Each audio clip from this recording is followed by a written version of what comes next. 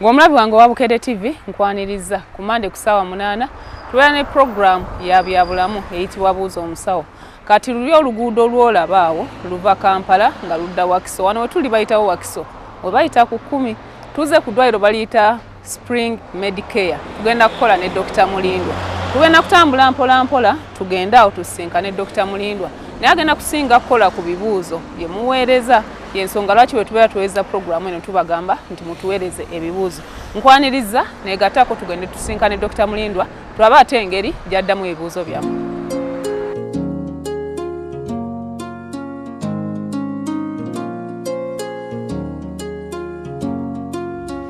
Kanziremu nato okwaniriza nti weebale kuba nti osangiddwa ku Bukedde TV. Justin Nakagwa ge mannya gange.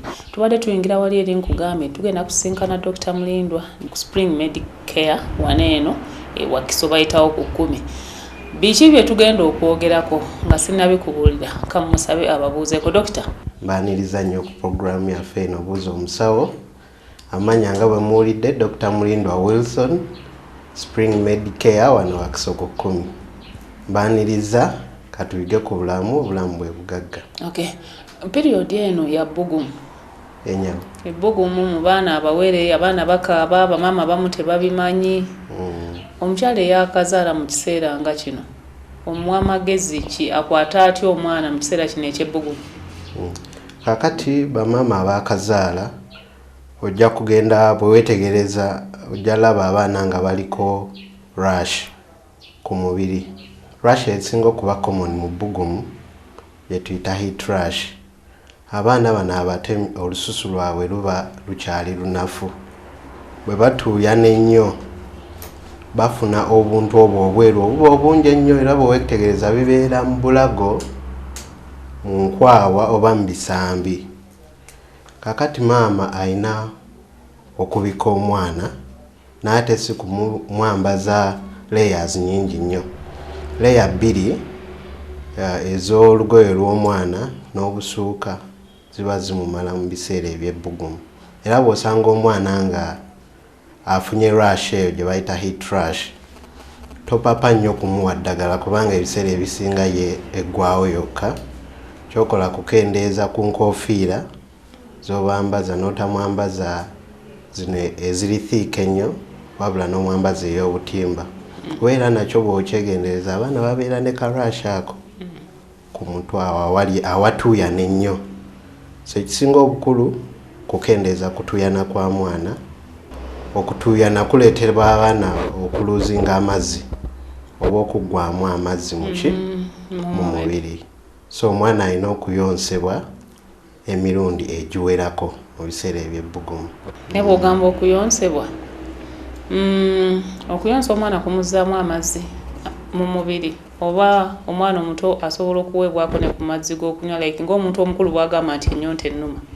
Abaana bano nabo bakwatibwa ennyonta. Kakati abaana be twogerako be bawere ennyo, abaana abali wansi w'emyezi 6.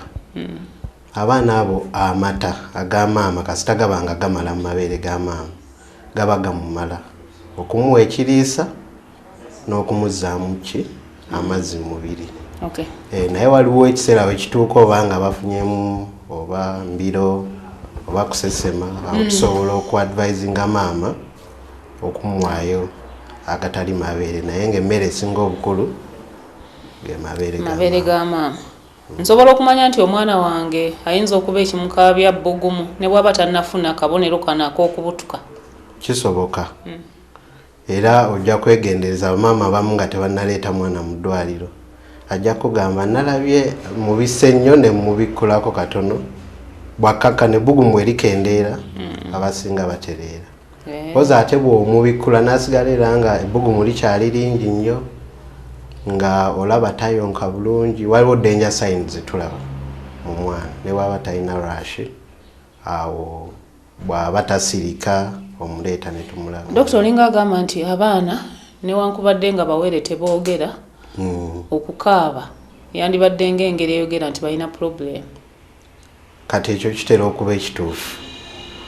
Omanyi omwana atayogera tajja kugamba nti no wano wannuma olumu oyinza n'obutamuwulira ng'akolola nnyo. Naye bw'olaba akaaba nga ne bw'omusirisa oba ne bw'omuwa ku bbeere tasirika wateekwa okuba waliwo ekikyamu. Okay.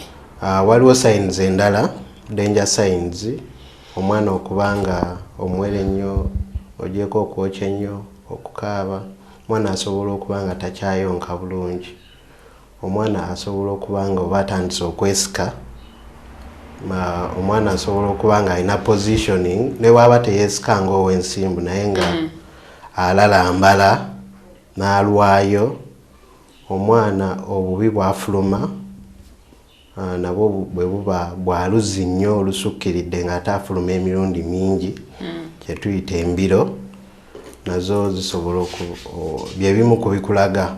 Omwana bw'aba munafu nnyo, omanyi abaana abato nabo basobola okuba nga bazannya balaga asmilingamuko olumu, naye bw'olaba omwana ataanafuye ekisukkiridde, ezo ze zimu ku danger signs eziraga obulwadde mu baana abato.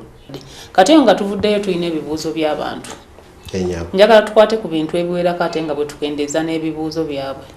Musawo mbadde mbuuza, fe abakyala bazaala naye nga tulongoosebwa bulongoosebwa.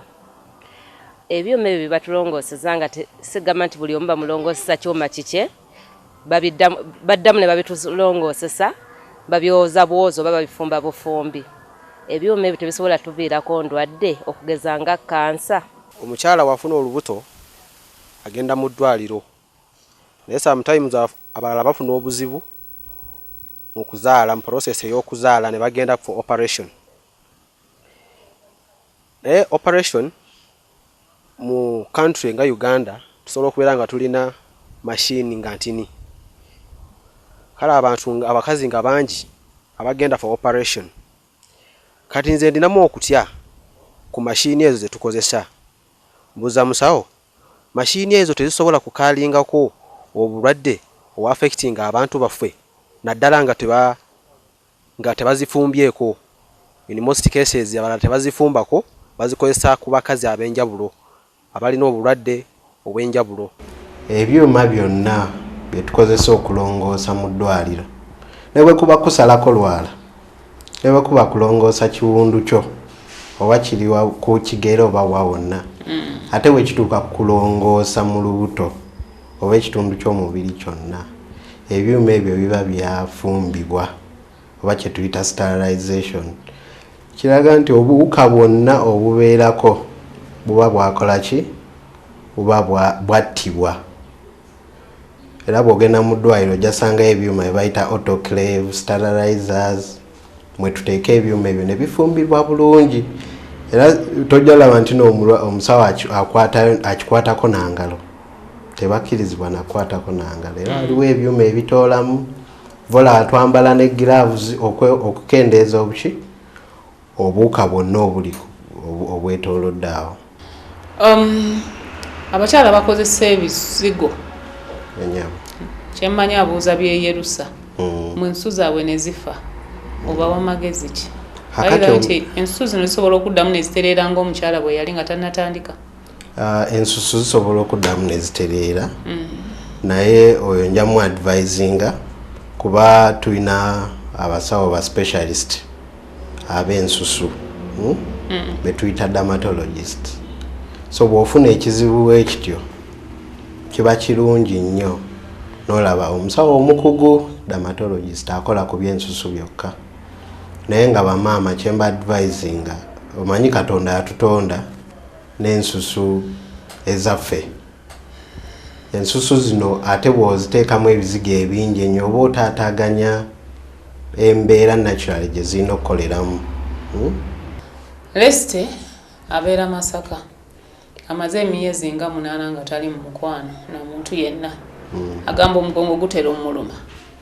Kati abuuza nti embeera ey'obutabeera na muntu mu mukwano tereeta obuzibu. Justin webale nnyo ne Leste Munnabuddu mulamusizza. Abantu tulina endowooza eyo ate eruddeyo ngiwulidde mu bantu bangi. Naye njagala nkakase Munnayuganda nti okulwawo nga teweegasse tekiba na buzibu bwonna. Ate kikuyamba nako okwewala endwadde ezimu oba n'embuto ezooteeyagalidde. Maria yalina mukwano gwe agamba nti buli lwabeera n'omwami we alumizibwa mu bitundu ebyekyama ate era n'azimba. Kakati okulumizibwa abo obulwadde bw'amaanyi. Simanyi Maria alina emyaka emeka?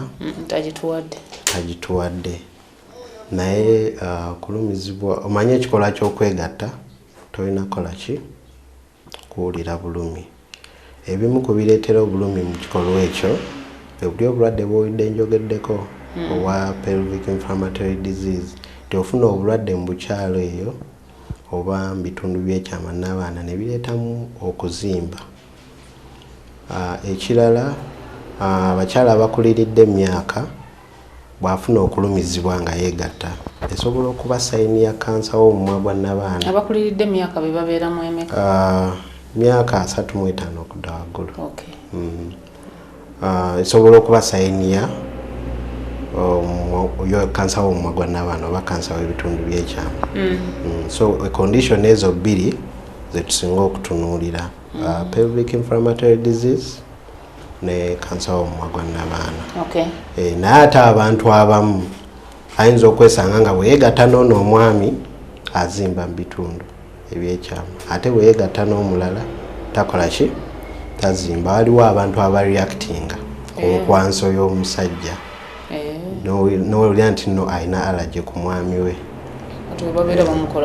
So kati ekintu bwe kityo ajja ne tumukebera nga bwe nkugambye ne twongera n'okunoonyereza. Dr. Mulindo, omukyala we bamusala enseke ne bazirongoosa asobola okuddamu n'azaala bw'abeera ng'ayagadde, nakyo kibuuzo? Kaakati kirungi nnyo ekyo ekibuuzo. Omukyala tutera kwagala nnyo bapape. Bw'oba oyagala okukomya okuzaala okusala enseke si kyewandikoze eki si kyandisoose okujja mu birowoozo byo kubanga it's almost irreversible. Kwegamba kiba kizibu nnyo okuzizaawo.